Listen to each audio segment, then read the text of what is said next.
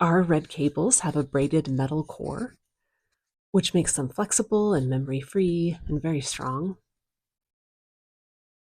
But it also means that it is possible to permanently kink them.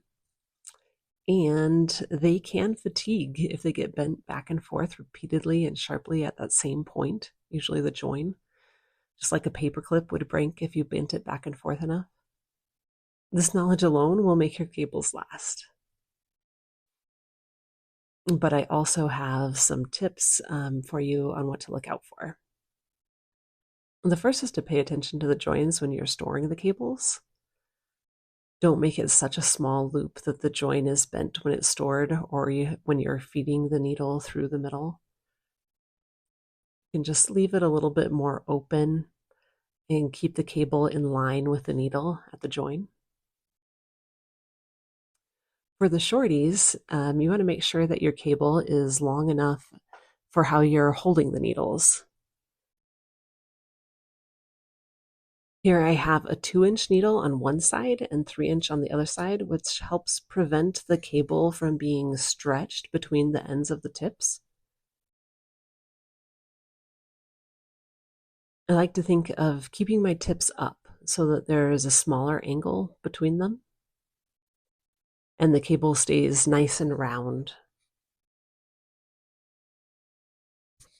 Also, make sure that you are not pushing on that join as you knit. When I use 4-inch tips, the join hits my palm, so I really prefer 5-inch tips.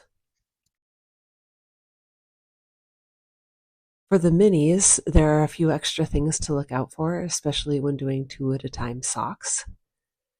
First, it's better to pull the needle into the stitches when you can. You can push the stitches that are on the needle, but be very careful pushing the stitches on the cable, or you might accidentally bend as you push. I like to scrunch both socks onto the front needle so that the second sock isn't hanging down and bending the join. And when you pull out the back needle, give yourself enough room to make a smooth loop. I loop around and go under the cable before starting to knit. By making that loop and going under, it makes a nice cross in the cable. This lets the stitches that are split between the back and the front needle stay close, which prevents ladders from forming. And this is how the cross will look as you get farther along. The loop should just stay there as you work. If you're a really tight knitter and you pull this loop while the cable is crossed, you might be able to kink the cable, so don't do that. And when you're working on a larger project, the weight of it can become an issue. Here again, I think it's helpful to knit with your tips up so that the cable stays in line with the needles at the join.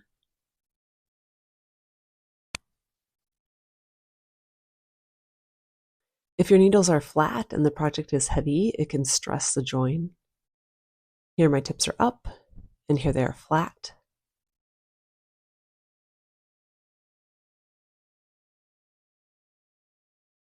So see how the join bends more when they are flat?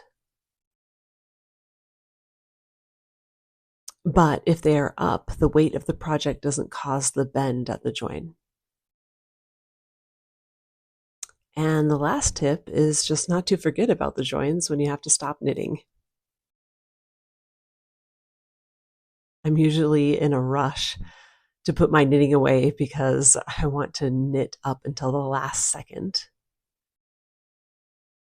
But I try to make myself coil the needle so that the tips are pointing in the same direction and be conscious of protecting the joins.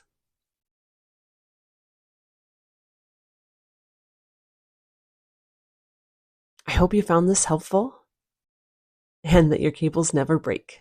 Small changes can make a big difference.